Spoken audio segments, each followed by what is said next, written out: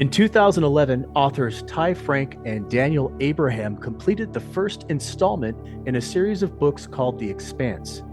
The title of the first book is Leviathan Wakes, and it was nominated for a 2012 Hugo Award for Best Novel. The authors followed up with more titles in the Expanse series, including Caliban's War, Abaddon's Gate, Sibylla Burn, Nemesis Games, Babylon's Ashes, and Persepolis Rising. Between each book, they published short stories that focused on character backgrounds. The Butcher of Anderson Station is a look at Fred Johnson, while The Churn focuses on the youth and life circumstances of Amos Burton. The books were highly successful and led to Mark Fergus and Hawk Ostby developing a series for the Sci-Fi Network called The Expanse. The Expanse is set in a future where humanity has colonized the solar system, and it follows a disparate band of protagonists as they navigate a backdrop of intrigue between the major factions of said solar system. Those factions include the citizens of Earth, Mars, and the Belt. The protagonists are Christian Avasarala, a member of the United Nations Security Council, Detective Josephus Miller, along with ship's officer James Holden and his crew. They become entangled in a conspiracy that threatens the fragile peace of the solar system while simultaneously dealing with the dangers and existential crises that come with newly discovered alien technology. The Expanse received a Hugo Award and 3 Saturn Award nominations. Despite this, Sci-Fi canceled the series after 3 seasons. Amazon acquired the series and produced 3 more seasons, bringing it to a total of 6. The series premiered on December 14th, 2015 on Sci-Fi and concluded with its series finale on Amazon on January 14th, 2022. Kaomeng, are you built a loader? Tumang, a well walla? If so, pasheng fang felota. To puchuye ke?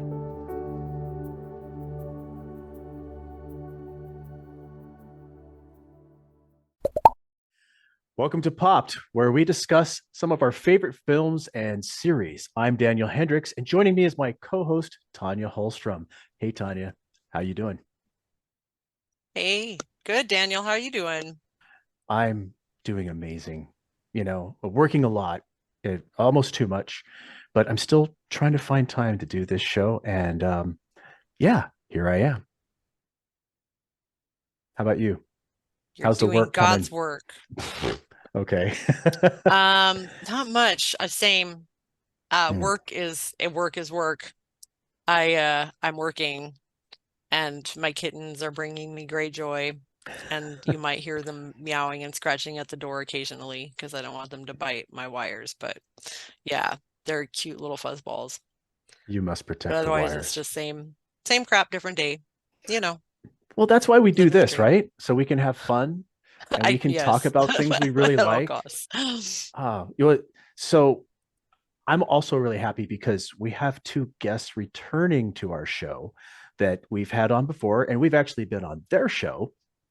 And they run a popular series of podcasts under their title or umbrella name Yum Yum.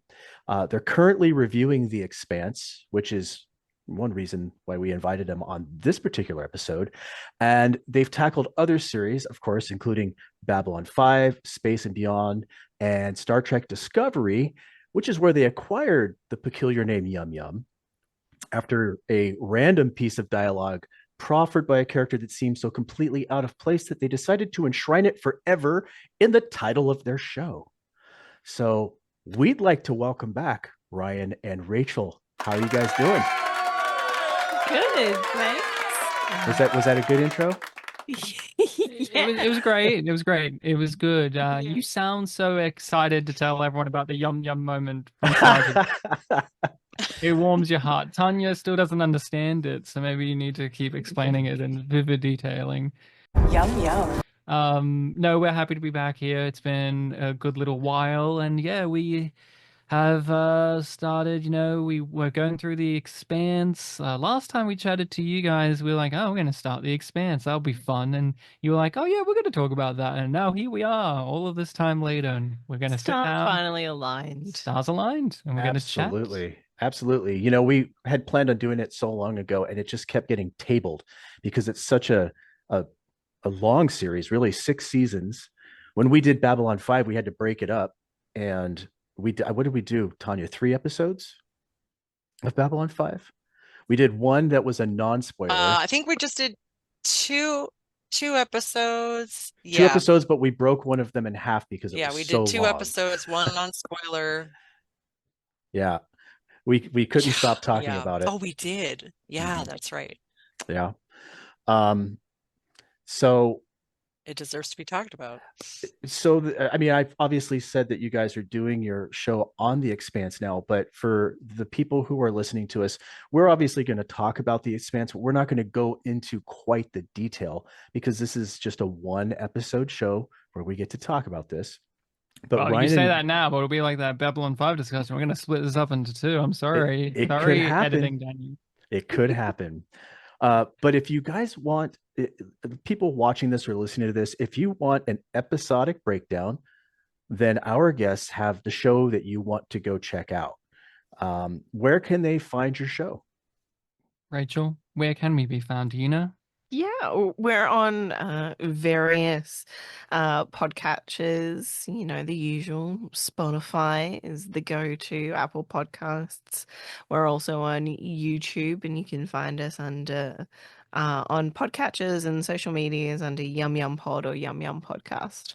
We're there. We're reviewing episodes of sci-fi shows as was listed, and yeah, we're making our way through The Expanse. We also have our Patreon, in which we release the content there early, and so we have just wrapped up a watch through of The Expanse. We're reading the books now, and maybe we'll play the game. The game exists, Rachel, by the way. Maybe we should check that out. Yes, I know. You tell me frequently. Rachel's a gamer. Yes, that game that basically focuses on Drummer, right? Yep, As the main there's character. a Telltale game for The Expanse that exists that maybe we'll check out. But yeah, we have been going through it, and yeah, it's just been a fun time. And so yeah, people, if you're wanting first timers as well, this is the first time we've watched The Expanse, so we're going through it on our podcast, recording our experiences, our thoughts, our opinions on consuming it as newcomers, as people who haven't read the books beforehand, who haven't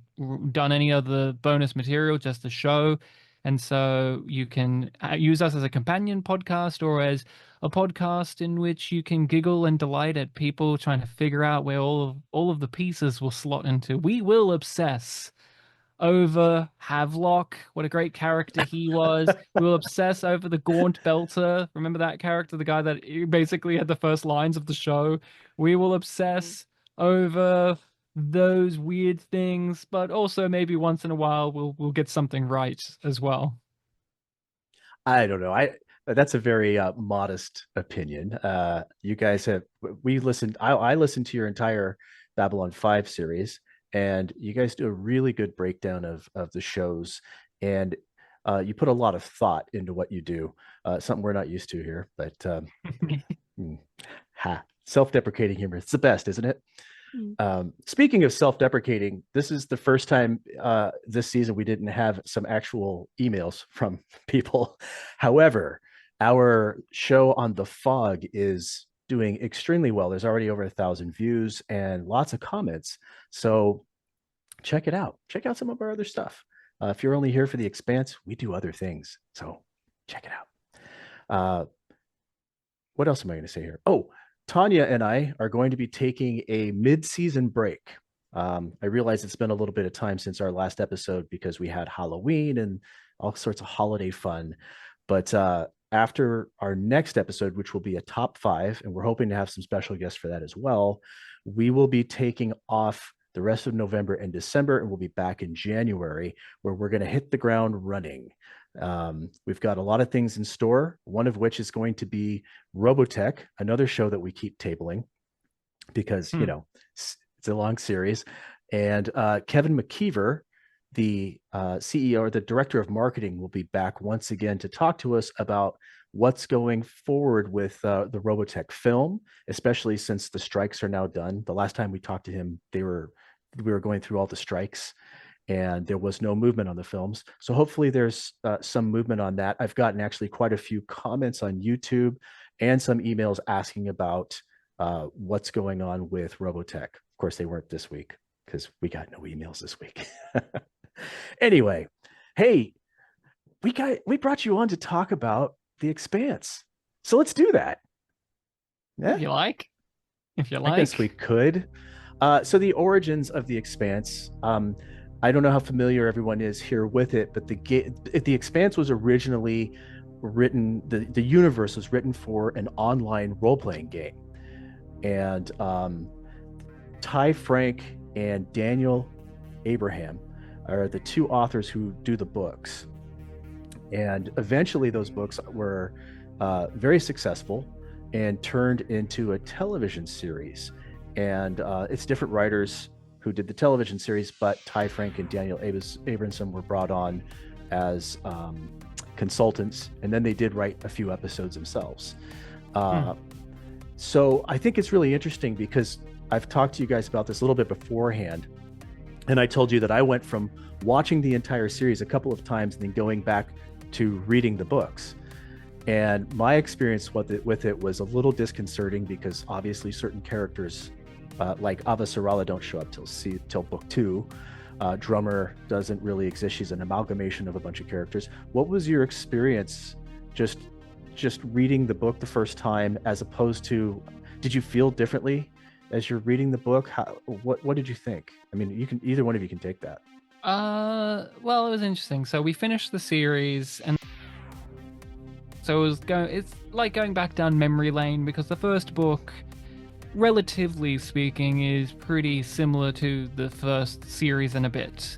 The story progresses the same. There's a lot of similar character dynamics, but it's in book form, so some people get less stuff to do. There's just less stuff in comparison, and yeah, there's no Avasarala side plot. But overall, I thought it was an interesting improvement because we didn't particularly love the first series of The Expanse. It was a little bit plotting for us, and it was hard to kind of grip onto the characters. So going back to the book, we kind of enjoyed some aspects of the book a bit more when it came to character stuff. Like, you're inside of the head of Miller and Holden as characters, and so you can understand them a bit more. My biggest thing, and I'm sure Rachel you'll pick this up, is Holden as a character in the first season of the show we found to be very hard to like or engage with. He was the most annoying character. Oh, I found him insufferable.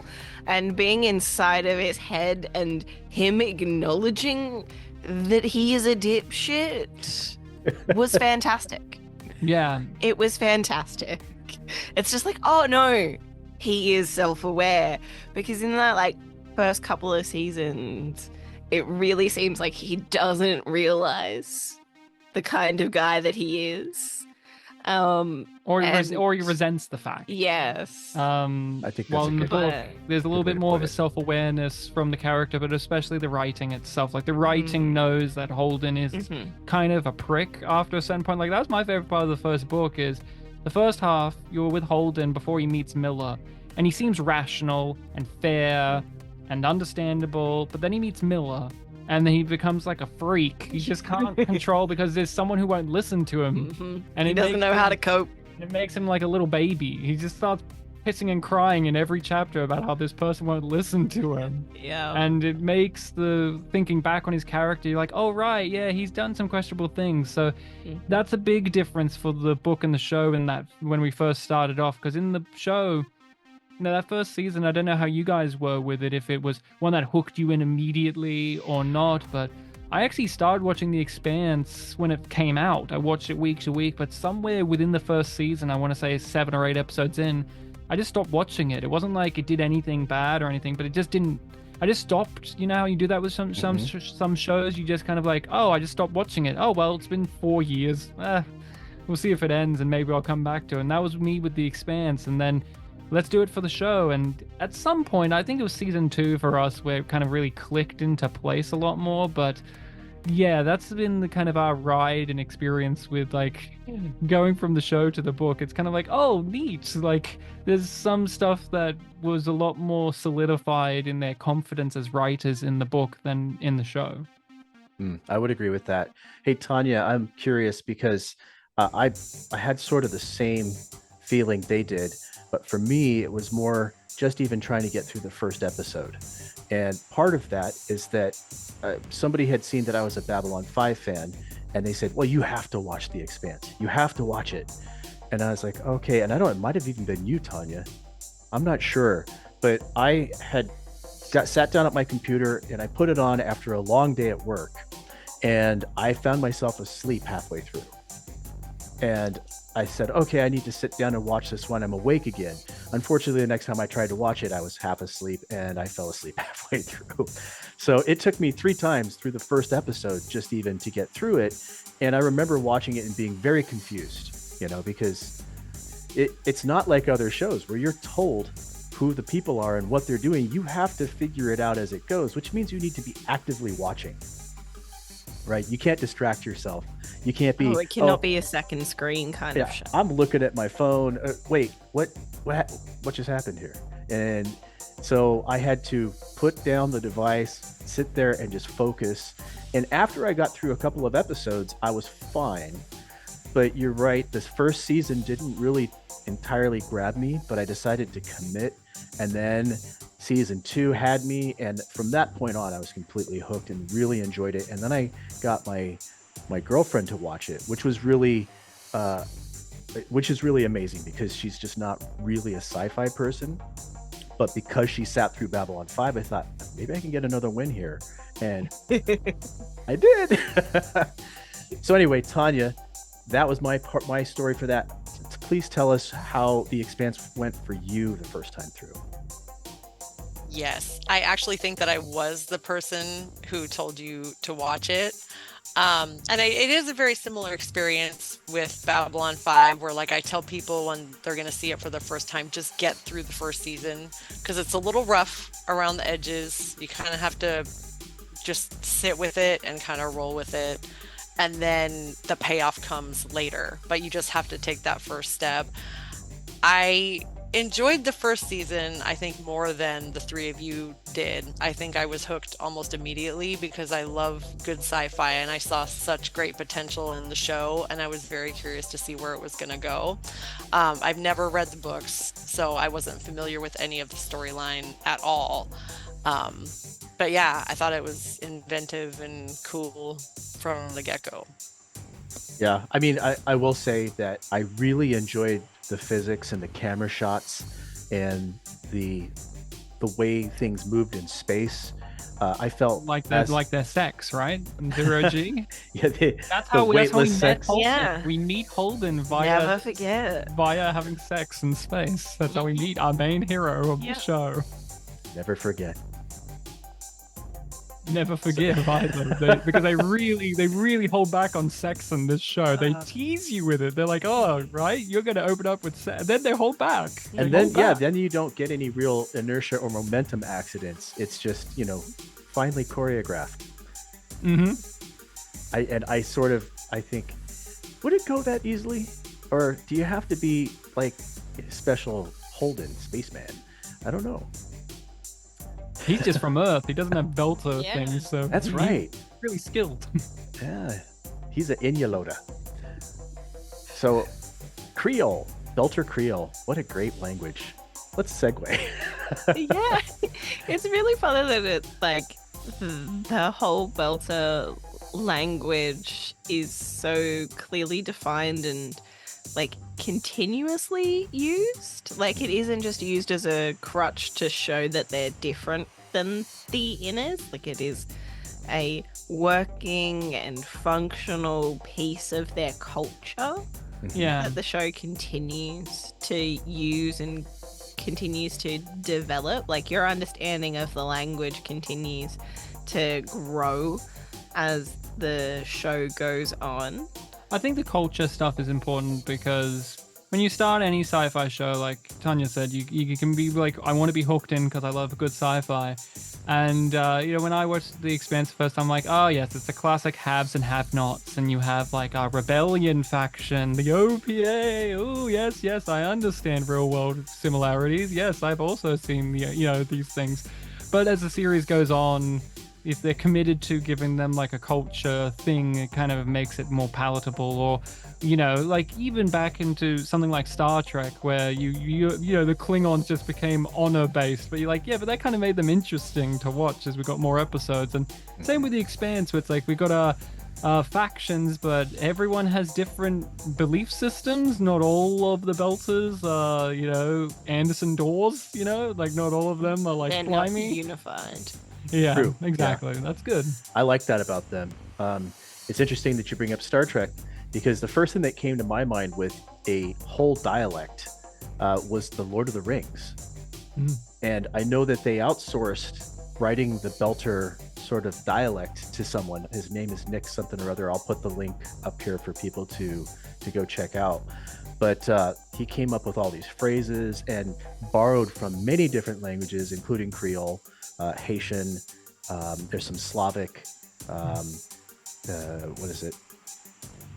There's many other ones, and it's on the video. He talks about where he borrowed everything from, and it's pretty cool.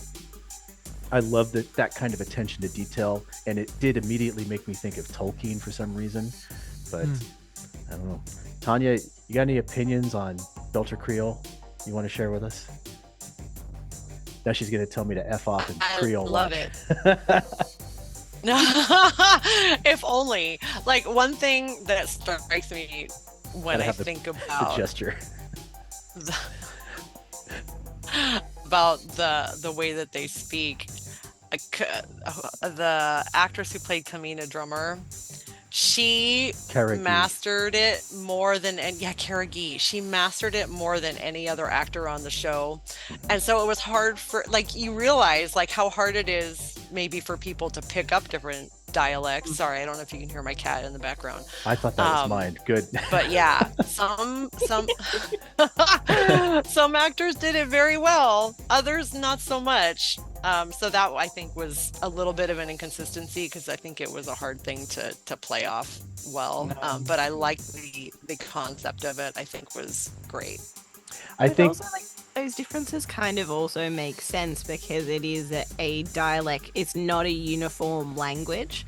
So the fact that like Ceres and Eros maybe have slight differentiations and different people accents and like stuff, yeah. have it also kind of works to add another layer to it. So it's not as glaring as like when, somebody tries to do a really good Australian accent and they epically fail. That's true.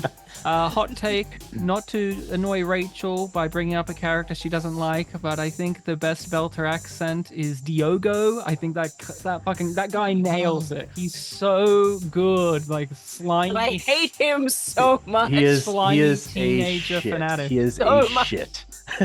But you're right. He does. His accent is so thick and great. Yeah. I will not argue that point. That actor came in and he's like, I'm going to give the Belter accent to the show and then I'm out. And you have to give a character credit for really trying to put in the time to learn the Belter accent. That'd be Havelock. Thank you for bringing him up. What a great character he is. Everyone loves that character. Season 1's best character, Havelock. Demetri. Gotta love a man who rises from the literal trash after being crucified. Oh man, he got impaled for great plot reasons. To learn really all about the language from a sex worker. Great plot.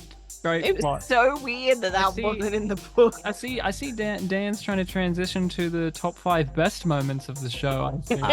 Well, I don't know if I was going to the best moments. I might have been going to the best characters, because Havelock's got to be in everybody's top 5, right? we all remember him, right, Tanya? He's so important. Oh well, speaking of top 5, what an interesting thing that you brought up there. Thank you. Let's talk about our top 5 characters, because one of the things we love to do here at Popped, we have whole episodes where we just give our top 5 movies on this subject, that subject. I think what we're going to do is we're going to start folding it in to our regular episodes.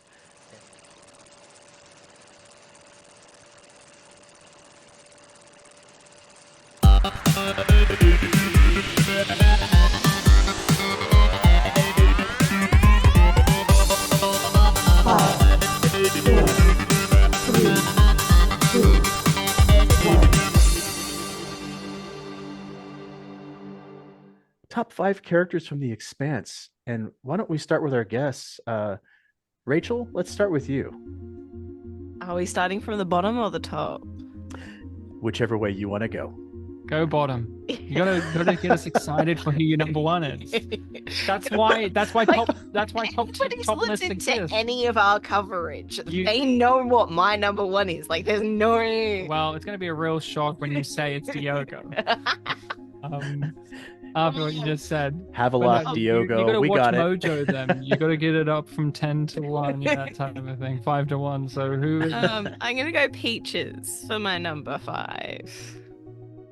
I really enjoy the arc of that Clarissa goes through from being like Melba, then Clarissa, then Peaches, and the way that she learns from Amos and her experiences and evolves and faces the consequences of her actions in unique and different ways that really rely on the world being what it is.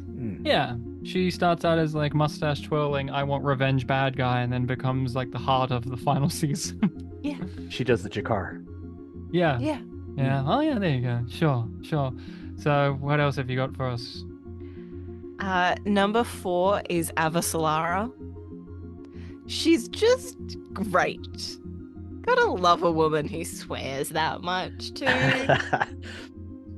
There's something uniquely fun. And in that husky voice, that sexy husky voice. I mean, come on. Oh yeah. She's got it all. She's a fun character. She's different to every other character in the show. We said it in our first season coverage and we said it throughout, but she was the selling point of The Expanse to begin with, because she's the political angle that you don't often see in these type of spacefaring stories. You know, this is a series that at the beginning is very familiar. You've seen this type of setup before. Maybe the presentation of it's a bit different, but having her be there made it different. It made it exciting. She's this older Indian woman who has this husky voice, and she's a political person. Like every scene of hers in the first few seasons is her in like sitting at a desk, and it's some of the best stuff in the show. Yeah, I'd agree. And number 3, we've mentioned her already. It's Drummer. I love the stuff that she gets to do, the journey that she goes on, and the struggle of her trying to find her place and make a home is really interesting in this world where we're dealing with these huge concepts and these huge ramifications of different things, and she's just like, I want somebody to love. But she just is just such a fighter, and she is just such a reflection of the Belter culture in a really interesting way. And again, love how she changes and evolves over the course of the season. Yeah. It's weird to remember that there was a time where we were making fun of it slightly in our coverage, that they don't call her by her name for like ages. She's just there all the time. Just there. Hello, it's this person. Like they say her name once maybe, and then it's just like it didn't stick in my mind anyway. And then she's so important by the end of season 6. Oh yeah, she's one of the most important people in the show. Yes. Yeah, definitely. My number 2 is Holden. He's so important to this show, and I love it when he gets to be funny. Hey, Right. Ryan, your head shakes no, but your eyes say yes. Well, well, see, the thing is, I don't know if you guys are as familiar with Stephen Strait as an actor, but you go through his back catalog of work, and there's a lot of comedy there. Like, one of his big roles from his childhood was Sky High, which is, he plays the brooding bad boy, Warren Peace. And he's very funny in that way. He's stoic bad boy. And that's kind of like we talked about with Holden. It's like, what's frustrating is Stephen Strait is clearly funny, but they didn't let him be funny or like very funny for a while. And then Yeah. like along the way, they kind of lean into just his exasperation is very funny. Like, Oh yeah, like it is hilarious when he's like trying to summon the investigator. oh yeah, and we're trying to Yeah. get Miller back. Yeah. I always think of in season 3 as well, where he's got Monica in his face and he's got this whole stuff and he just is so tired and he just whispers to himself, when will it end? When will this end? He's just like, no, it won't, buddy. Don't you know you're the main character of the story? It will never end. You're complaining about being at the center of everything. You don't want to be. My number one is a character that I loved the whole way through. No matter what they did with this character, I loved it. Oh yeah. And that's Amos. I was gonna say it's got to be Amos. I'll be shocked if Amos isn't at least somewhere on everybody's top 5 here. I would be Oh, shocked. But we still have no. yet Let's hear to it hear from what Ryan. Ryan's top 5 characters are. So who are Yeah, they, it Ryan? always switches around, isn't it? There's a lot of big and small players in the series, and I get drawn to whoever at any given time. But Gaunt Belter, the perhaps. Gaunt Belter, Havelock, Bobby's boyfriend in season 4 that served her pancakes. You remember him? Pancakes Man. The dogs in season 6. No, One of Avasarali's husbands, oh even yeah, though they're both the of them. same guy theoretically. Yeah, theoretically the same guy. Oh no. Brian George was Excuse me. just so good. Avasala. Don't forget I'm so Avasala. sad that he wasn't Excuse me. Don't forget Avasalara's daughter that appeared in one episode That's only and then Auntie. never is mentioned again. And you're like, why did you bring it up, show? Why did you bring it up? Hey, grandson number one. Oh, remember? Come on. Remember when she had grandchildren and then it never gets shown or really mentioned that again after season 2? But whatever. So number 5, I'm thinking back on characters that were like always reliable and always good, and I think Fred Johnson needs a special shout out. I think Chad Coleman gave a consistently great performance. He always made you question Fred Johnson, because on the surface you have the Butcher of Anderson Station stuff and all of that and he's the head of, like, he's the top dog of the OPA, and is that good or bad? But he also has this statesman-like nobility thing going on, but he's also always wheeling and dealing. There's always some agenda to what he's doing, but he seems like a decent person. I also love the humor of him getting more and more and more annoyed with Holden as the show goes on. There's the classic, what did you do? Oh, I pushed a button. It's like, Jesus Christ. That's how you go through life, isn't it? But I do love, by the end of the show, he's just like, Holden, shut up. I don't care what you have to say. Like, you get to this point where Holden's telling him how to do military things, and he's like, do you know who I am? I'm Colonel Fred Johnson. I know how to do military things. I'm a colonel. So I liked Fred. He was always someone that when he came into an episode, you knew you were going to get a good scene out of the episode. Chad always delivered. Number 4, I have to give it up for Aaron Wright. What a character. Yeah. Sadovia Ehrenreich was one of my favorites. I love Sean Doyle's performance where he has to always have a poker face on. He always has to have this veneer that everything is calm and collected, but underneath it he's just a frightened man who is desperate to not lose. And he did so many great interactions in the show. There's funny moments, there's great villain moments, of course. There's that stretch in the second season where you think maybe he could redeem himself, maybe he'll hand himself in, and he realizes what he's doing, but then he double crosses you. But one of the great speeches of the show, like one of the thematic cores of the show, is from Ehrenreich, where he poisons the Martian guy, and he has this whole belief system of if you give a monkey a stick, you'll inevitably beat another monkey to death with it. And that's Yeah. like the premise of the show. Like that's what the show's about. Like here we have this futuristic alien technology we don't understand, and people use it for good or people use it for bad. And what does that say about humanity? And Evan Wright's just a funny character. Like he's very, very funny. There's in the great episode Home, which is a top episode.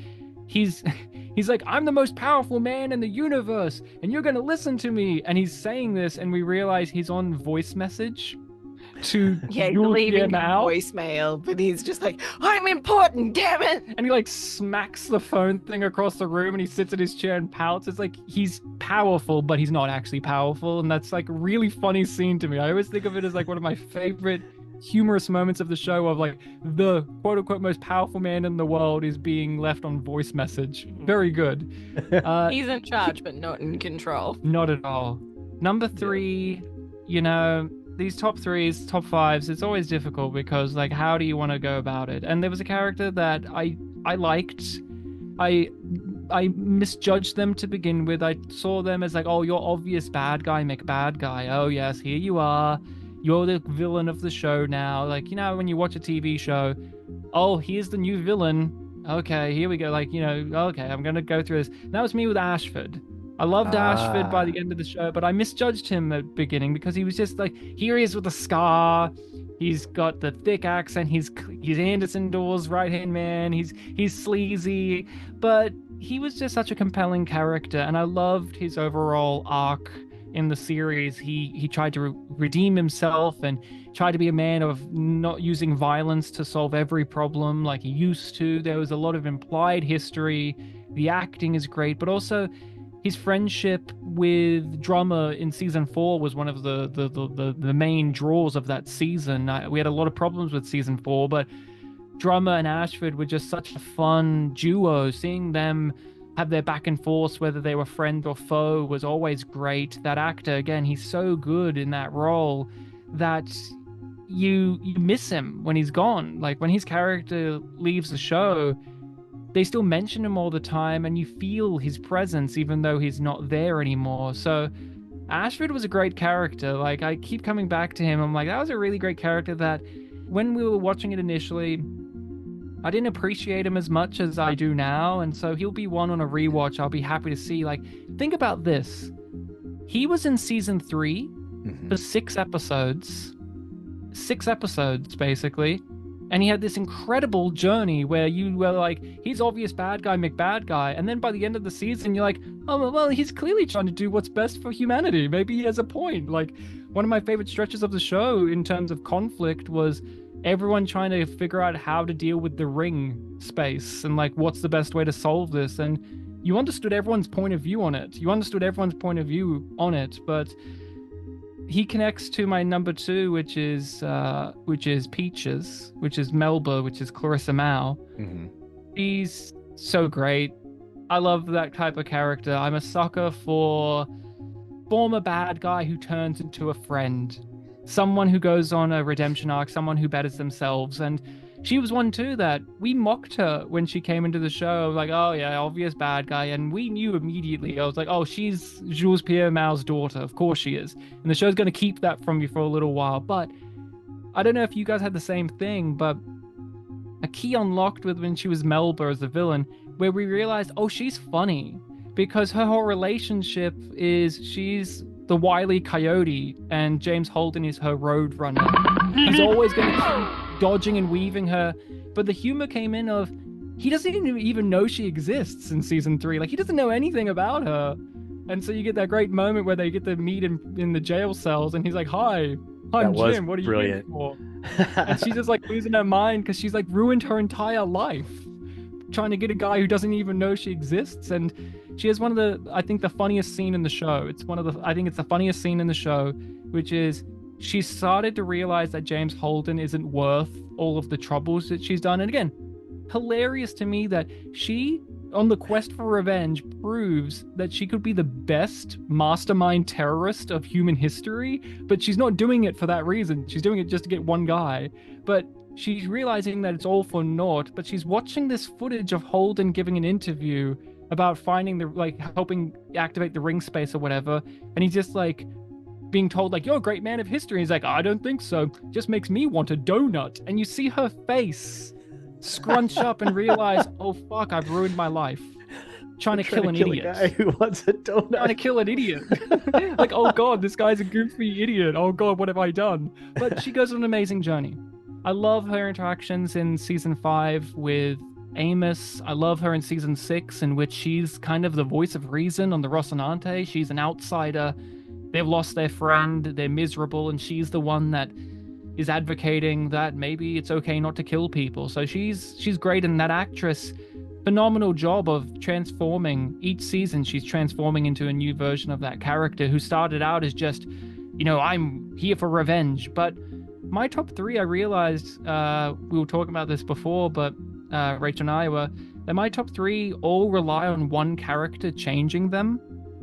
And that's Anna Volovodov, aka Elizabeth Mitchell. Pastor? Yes. Yeah. Doctor, Reverend Doctor. But she was great. I love that character. Every scene of hers was like a best scene of the show for us when we were watching it, because there's so much to think about, so much to talk about, so much just to chew on. And Elizabeth Mitchell gives a great performance. And she has conversations with Melba that affects her so much that she has a conversation with Ashford that affects him so much that he becomes something else. And so I know there are people who don't like Anna because she's, a very religious character, or she's a very mild-mannered character, but I enjoyed her. She brought a lot of theological discussions to the series. She brought a lot of emotional discussions to the series, and her being paired up with Amos is one of the best pairings of the show, because you go through a whole season of her and you realize, oh god, she could meet Amos. What would that conversation be like? And the final few episodes are like, here's what it would be. And it's some of the best stuff of the show. Like, I laughed and I was so happy of her trying to teach him what empathy is. And I think Anna is just such a valuable member of the show. And she was in one season. She was just in one season. Right. She helped take down Aaron Wright, one of the longest running villains of the show, and it was great. I laugh and cheer so much at this just Aaron Wright, master manipulator, 4D chess player, gets taken down by someone because they're just genuinely nice. It's just like, he couldn't beat her because, well, she's just very nice. And Elizabeth Mitchell, she's one of those actresses where you go, oh, it's Elizabeth Mitchell. She's always decent, I wasn't a big fan of Lost, but she was good in Lost, and she's even good in the terrible V remake that they did, and Santa Claus movies and all these movies. But yeah, she brought some certain something to the role. So yeah, Anna's my top pick. Yeah, I have to say that I had a bit of a bias against her because of Lost. Didn't care for her in Lost. And so when I saw her come into this show, I went, oh, it's her. All right. But she did end up turning into a really good character. I am not one for, popping religion into series because it can be handled so clumsily. I feel like they did a good job here. Babylon 5 did a great job inserting religion into their show. But, a series that failed with that was Battlestar Galactica, at least to me. Because to me too. Oh, you didn't love the Mormon? It just confused everything. I'm like, wait, these are machines are seeking God. Okay, I guess that's kind of an interesting angle. All right, next. It didn't interest me at all. And I as I watched Battlestar Galactica, my interest just kept waning and disappearing as it went on. By the way, I really love your list, Ryan. I'm not jealous of it, but I'll tell you what, I might think I could interchange some of these because you made some really good points as to why they're on your list. He does that, and it's kind of annoying because you're like, I was so certain, and then you made such good points that I'm like, Well, okay, let's just go with your Fred Johnson. I mean, Fred Johnson is a great character, and I love the performance of that character because he seems like such a nice guy, seems like such a great guy, but then he takes this belter and throws him into an airlock. He's ready to space him, so that he means fucking business. He's serious. He shows that he was a commander and he has that skill. He has the skill of command, yet he also can be a nice guy. He can also be a funny guy who gets annoyed. And I just think you're right, is a great character. If I wasn't so sentimental about the other people I put on my list, I probably would have included him. But we'll start with my 5, which is Bobby the Marine. I'm sorry, but she just was amazing. And, you know, just every time she was involved in something, I found myself sitting up at attention because she just commanded the camera to look at her.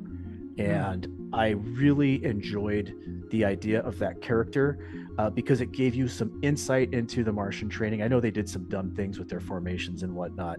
You know, hey, we see the alien down here. Let's all get in the line. You know, The French way. Yeah, or the English way. Let's stand in a line and just let them shoot at us. But she was just fun, and I loved her transition out of the military, where she then suddenly had to struggle to work, because let's face it, that happens to a lot of veterans when they get back. They don't know how to refit into society, and I thought that was an important and a good storyline to take. So Bobby definitely near and dear to my heart, and she always shows up at the right time, or is in the right, you know, her expertise is so needed at certain points, because you look at that hapless crew sometimes and you go, if it wasn't for Amos, you'd all be dead. So, you know, Bobby was very needed. My next one, of course, is Amos. Amos, to me, is that character that you put into a series that you have questions about. Is this guy going to be a problem? No, he's not really going to be a problem, but you don't really know that he's not going to be a problem, because he doesn't have any empathy, it seems, right? He is able to shut himself off and be a stone cold killer. And with somebody like Holden around, you absolutely need an Amos. But I'll be interested to see if anybody put Holden in their top 5. I doubt. I mean, Tanya may have. I don't know. I liked Holden. Rachel gave him a top 5. Oh, was he in there? Yeah. How did I miss that? Yeah. I did like Holden, but he's not top 5 material for me. He annoyed me at points, but at other points I was like, oh, thank God there's somebody here with a little bit of soul, you know. So he loves coffee. All right, you. Isn't that relatable? Well, of course. I mean, every morning is coffee, but I don't know. Anyway, number 3, and you and I agree on this, Ashford. I had the exact same reaction you did. When he first popped in, I'm thinking, oh, this guy's going to be a weaselly little shit reporting to, you know, his boss, and it's going to be a problem for Drummer. And I love their friendship, the way it developed. It almost had a Lando Jakari type feel without them being so extreme. And Ashford turned out, as he started, I'm thinking, this character, I don't feel him. I'm not getting it. I'm not jiving with this guy.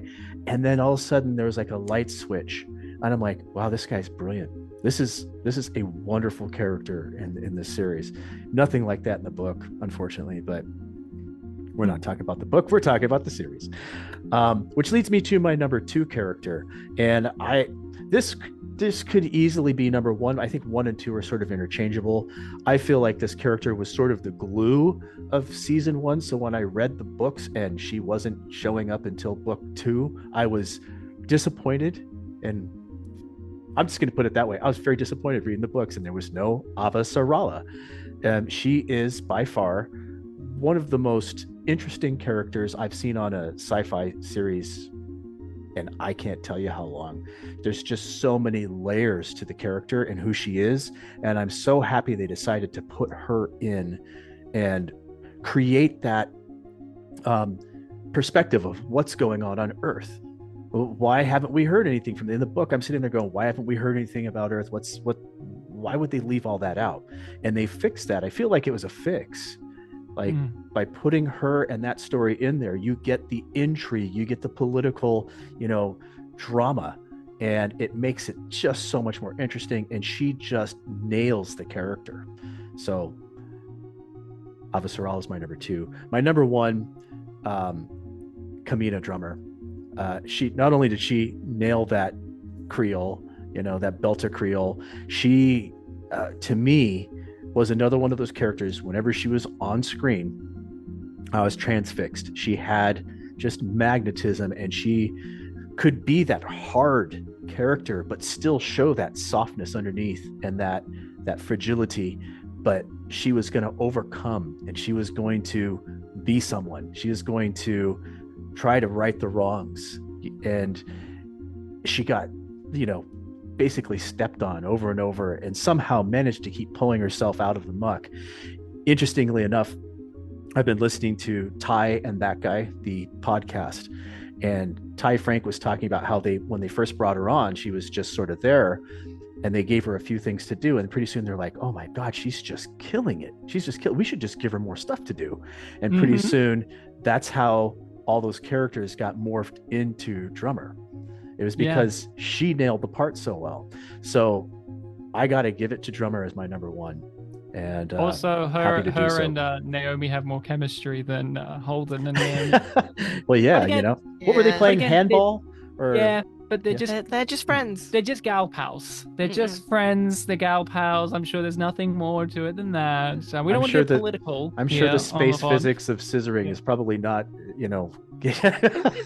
gonna work as well. Sorry, I had to get you guys there, because when you guys go off about fucking, you always get me laughing. All right. Well, so magic of editing. Most excellent.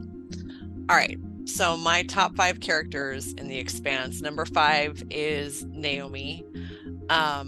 Primarily because I feel like she brought an emotional level to the show that a lot of the other characters did not. I felt like she had some really powerhouse moments and episodes, and you really sort of gained a great empathy for her. I just think she was great, and I love the actress that played her as well. My number 4 is Amos. Great actor, character super damaged but super loyal, and great comic relief. He was just a very well-rounded and intricate and interesting human, which I appreciated. Number 3, Avasarala, because she was amazing. She gives me hope for myself, in a decade or two. I'm like, oh look, I have something to shoot for. Not to be like a world leader or anything, but she was just a badass woman, and I like the fact, especially too, I feel like a lot of female characters, particularly ones who are older, don't really get roles that look or seem like that. So just a really beautiful thing to be able to watch. And I love that she was a potty mouth. And she just chewed that scenery. Yeah. Oh yeah, those outfits Good were stuff. amazing. Yeah, oh my God, yes.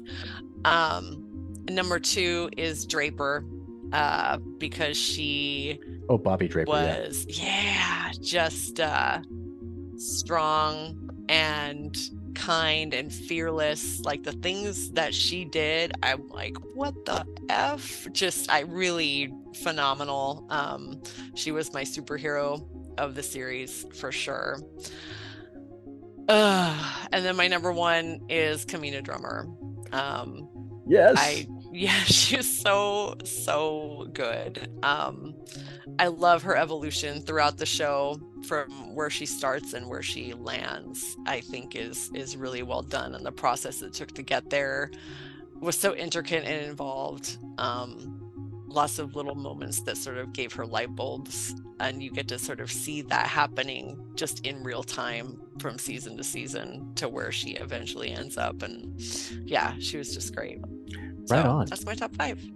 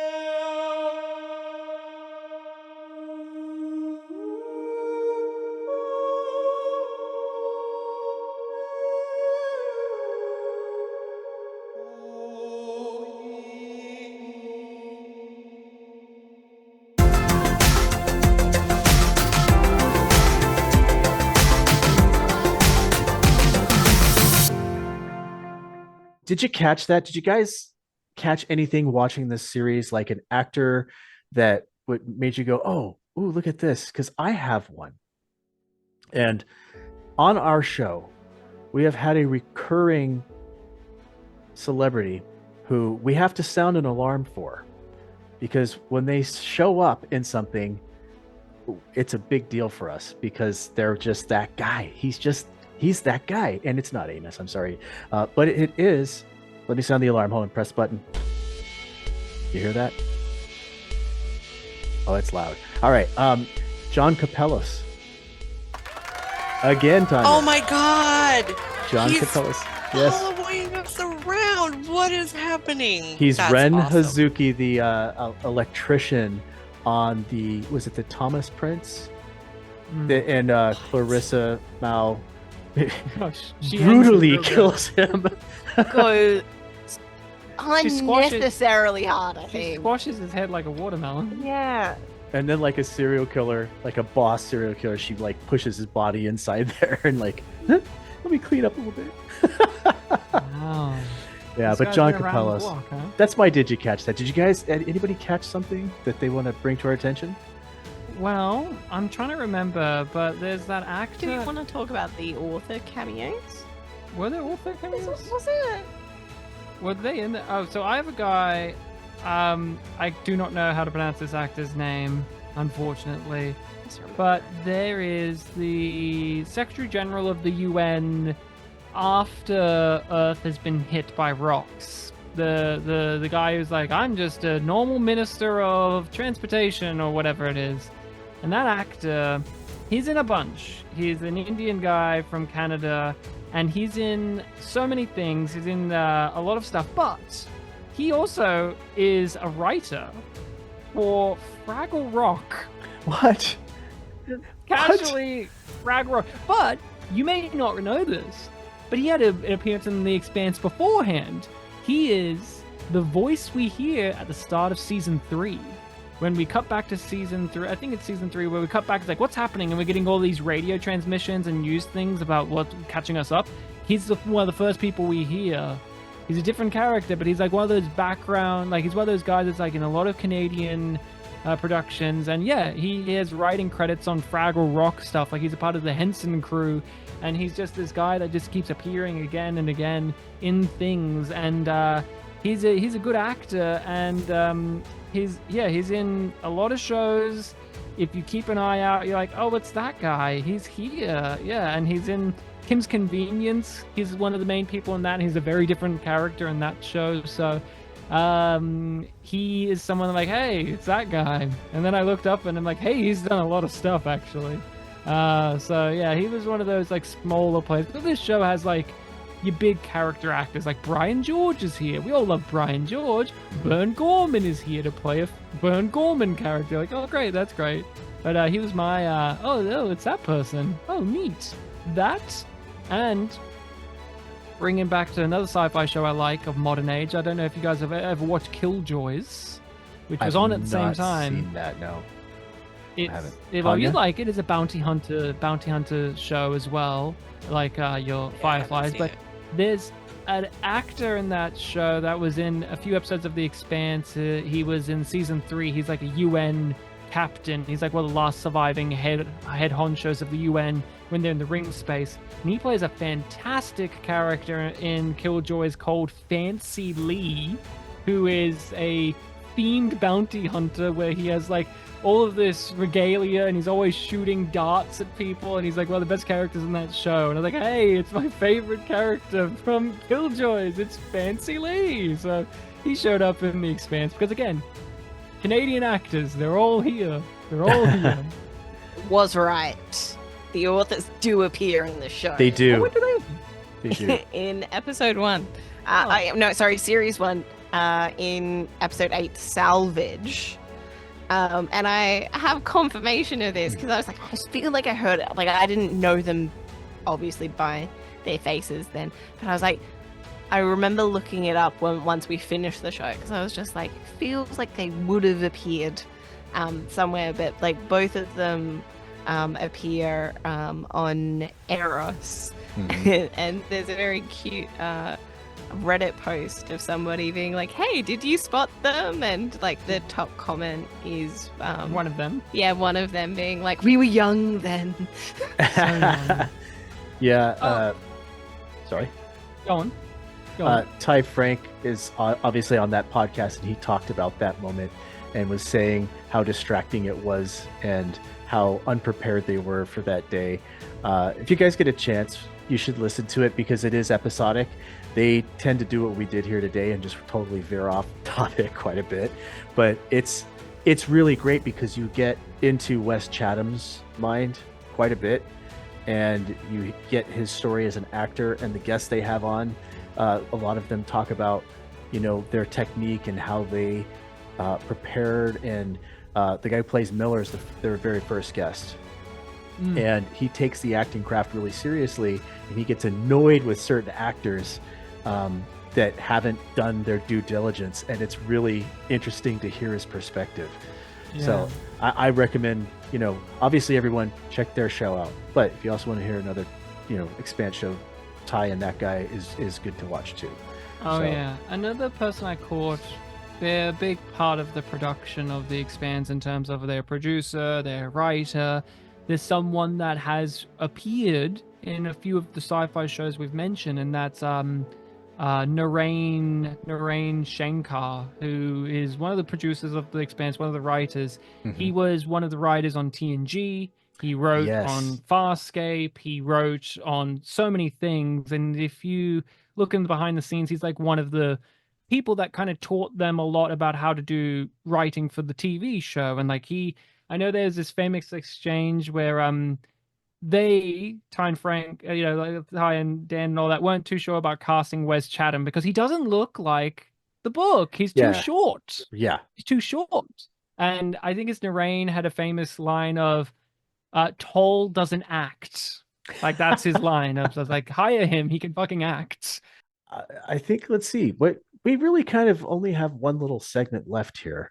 And this is where we get to give our pops.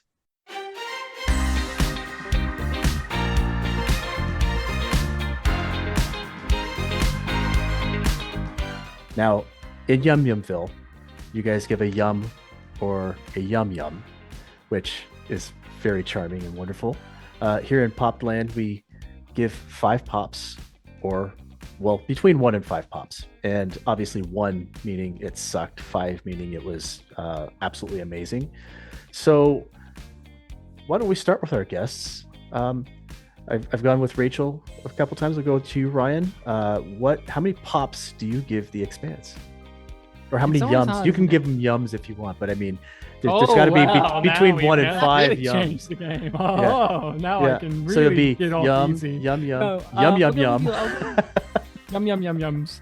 I'll go with your popped method, the pops, pop. No, it's difficult because as Rachel went through, we've only really watched this the one time through, so we're going off these initial reactions and stuff, and the ending of the series is kind of bittersweet because it's a compromised ending. Like, we know there's more story to tell, and we're most likely not going to get it told in the way that we were getting it told beforehand. And so there's this kind of weirdness to the ending of it. But I enjoyed so much of the show. There were some peaks and valleys. Like, we talk mad shit about season 1, but boy, Rachel and I did not like, and I'm sorry because it's your background, but we hated season 4. We did not like season 4.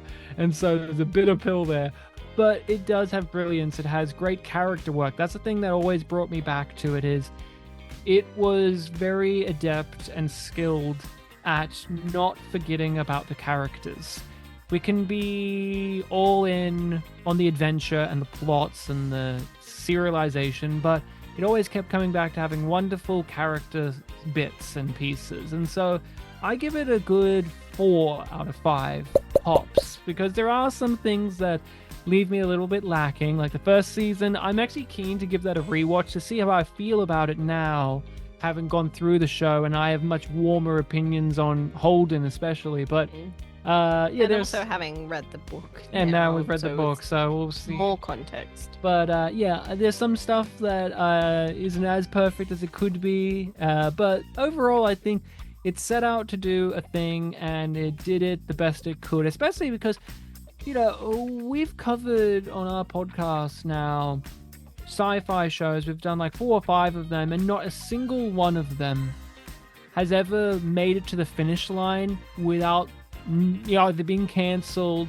or being brought back or having some kind of stumble or not getting to finish entirely. And I think that's often this thing with the genre. I mean, how many of the shows do we love that didn't have a clean exit, and yet we still love them anyway? And I kind of feel that way with The Expanse a little bit, just having finished off the show, where it's like it has an ending, kind of like there's, but it's not the end. It's not the end, but you want more, but we're not gonna. So there's always that type of thing.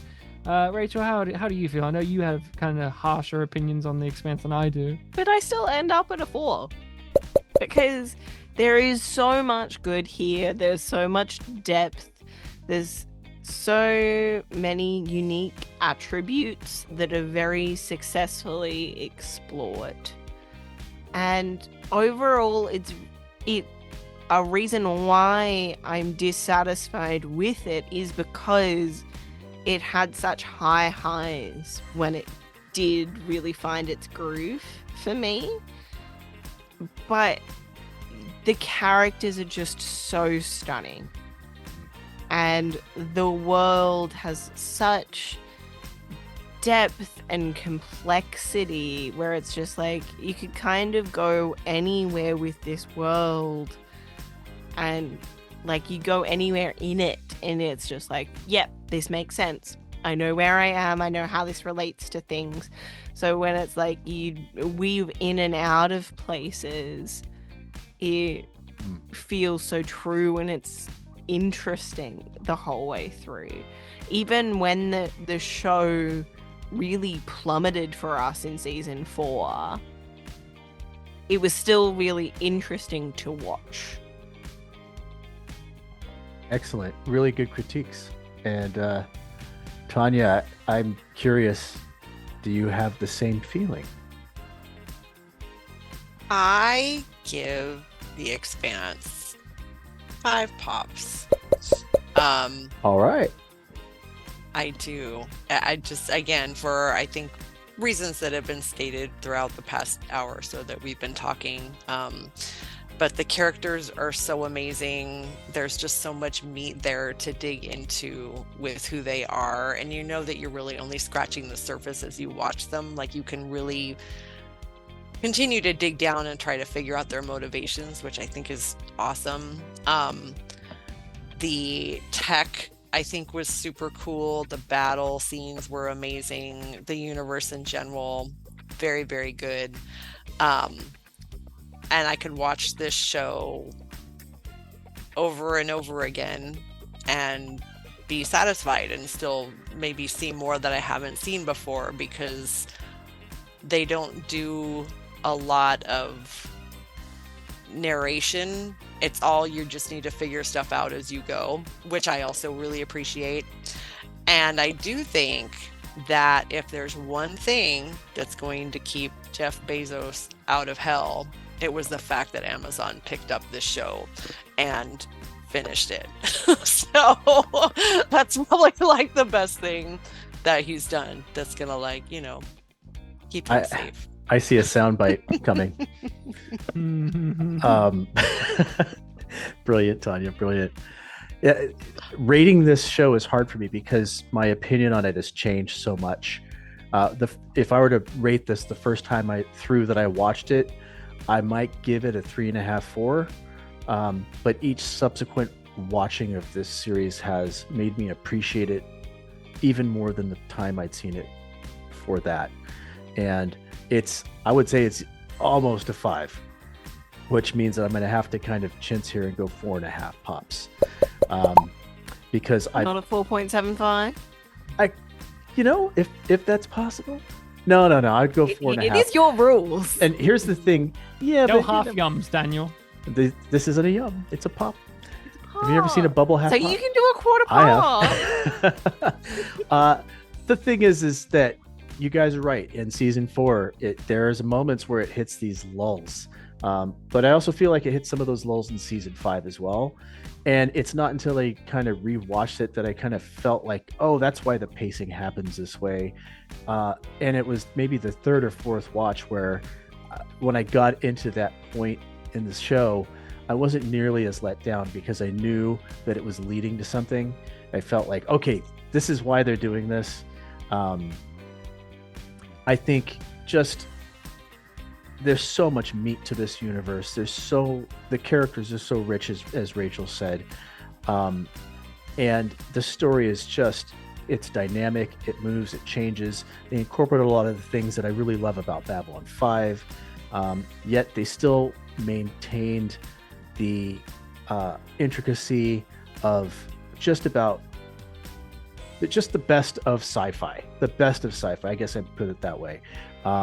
The special effects are top notch, and I'm sure at some point someone will do better, but at this point I don't think anybody else has, at least for a television series.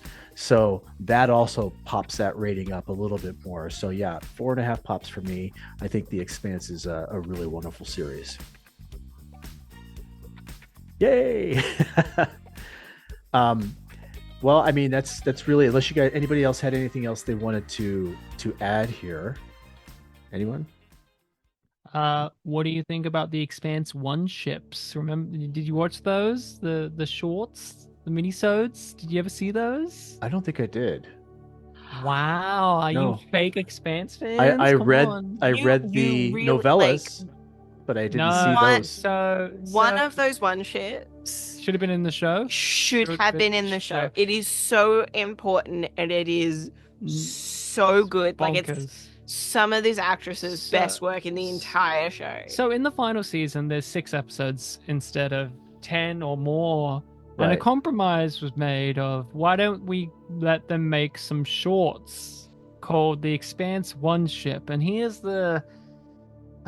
so they're not included on the Blu-rays, which is insane for a start. That's how we watch The Expanse. We That's have them how on Blu-rays. I have the Blu-rays. Yeah. They're not included on there because nothing is included on the Blu-rays once it hits on Amazon. If you notice, the first 3 seasons they have audio commentary tracks and bonus features. When Amazon doesn't do Amazon that, doesn't care yeah, about we that. don't give a shit about that. But They took ages to if even you make the watch- physical media.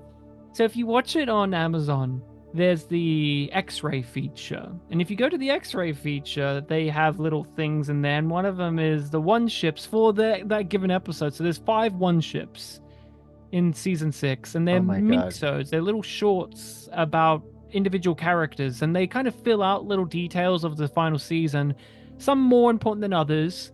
The first one is really important, like pretty important. It's like Drummer and her crew, like Michio and the other guy, Joseph, and it's them talking about their relationship and that type of thing. Then you'll be happy, you two. There's an episode written by Wes Chatham. The Wes Chatham wrote a minisode. It's the only time he wrote for The Expanse, and here's the pitch: who would win in a fight, Amos or Bobby? And it's just them fighting each other. Oh shit. Who wins in a fight? So I won't give away who wins in that fight, but it's a fun short. But the one Rachel's referring to is absolutely bonkers. It's not in the show. It's Easy. it's a one ship about Clarissa Mao finding out that her dad has died in prison, and her coming to terms with her daddy issues. Wow. And it's not in the show. It's in a one ship that no one's seen or most people don't know about. So enjoy what you think you've seen all of The Expanse. No, I'm Yeah. glad you brought this up because seriously, I saw that X-ray feature and went, "What is this stupid thing?" You know what? Like I want to watch it in X-ray. What are they gonna do? And Change the apparently- colors? Yeah, You know? apparently there's, when it first came out, I don't know about now, because we got the one ships through certain other means, but when it first came out, like, people didn't know about them. You couldn't watch them in full screen because it's an X-ray feature, and you don't watch them in full screen, and people couldn't get them on their phones, and this, and this, and this. It's this weird part of streaming television where you just have to find random stuff. But yeah, I wanted to bring up the one ships because it's like almost like a community service of just like, hey, these exist and they're good. Most of them are good. Some of them, but there's 5 They of them. vary in quality. There's one called Remember the Cant, which is how James Holden got the job on the Canterbury. So you get to see Stephen Strait shaved because this that's is how he looks cool. young. So There you go. They even bring back in one of the one ships the first officer of the Canterbury who we saw in the first episode. Like, see, they do all this stuff. So there you go. So it's worth checking out. They're fun. They're just side pieces. They're not pivotal. One of them is, I feel, but most of the time they're just, oh, that's neat. Like, you can see Bobby and Amos physically fight each other. You know what you just did here is you demonstrated why people should go check out your show, because they know things, folks. They drink and they know things. Oh, I know. That's Tyrion. Never mind. You might drink and know things. I don't know. But The show, I mean, the Expanse does reference Game of Thrones a bunch. I mean, Yeah. I know the history of the writers there too, but I mean, neither Tanya or I knew this, so that's a nice juicy tidbit of information. And if you want more, go check them out at Yum Yum Podcast, and we love them. We're just very happy to have you guys here. Thank you so much for joining us. Thank you. for having us again. It was a pleasure. Can't wait to come back at some point and talk about who knows what. Maybe you'll watch Red Dwarf and we can talk about it. I'd love to. Yeah, absolutely. Tanya, do you got anything else that you want to say? You know, Daniel, I think I'm just too poop to pop. Right. I love when you say that. Well, I guess we're off, and we're leaving as well.